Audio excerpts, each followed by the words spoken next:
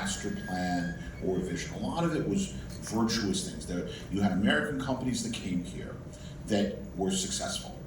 They invested heavily in their Malaysian workforce. And what's the best proof of that? There are two.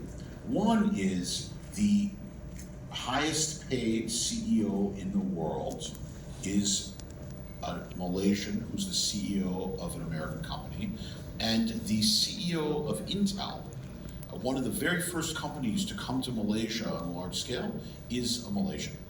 And I think that that's something that if you look, and look, I'm biased, but if you look at companies from other countries, I don't think you'll find that. And it was that investment in the workforce, the training, the development, that then led to the second big indicator, which is the number of Malaysian companies in the tech space that were started and are run by people who worked at American companies. So I say this because there isn't going to be, in my view, a master plan.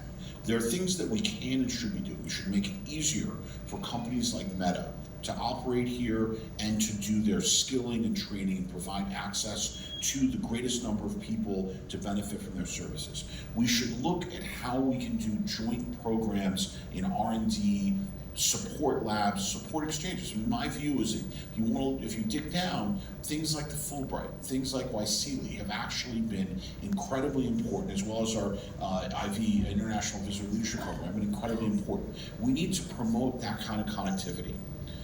We also need to make sure that we have basic principles on how we handle security and safety. There needs to be, look, we're going to be dealing with cyber criminals and cyber scams and cybersecurity for the rest of the lives of everyone in this room. Like, I am very confident that our grandchildren and great-grandchildren will be wrestling with this as well. But we're going to have some sort of principles on how we do this. And the last thing is we need to see ourselves as partners.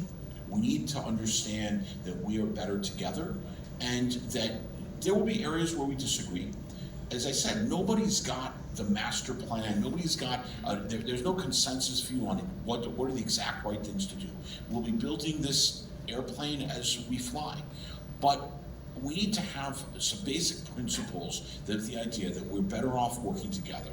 Partnerships between government, partnerships in the private sector, and also a recognition that these can't be closed rooms, that you can't have a small number of, self-proclaimed experts making these decisions. We need to be open to the broader community, the private sector, because ultimately, look, I mean, let's be honest. If I sat down with my Malaysian counterparts 30 years ago and we tried to imagine what the internet is going to be like, we might have had some visions. But you know what? It's the people from Meta. It's the people from Google, from Microsoft, from Amazon Web Services who have really driven this. And so we have to recognize that there's going to have to be a partnership. And that the way to build that partnership is to work together on common problems, common challenges, and recognize that none of us have a monopoly on the right way to do things.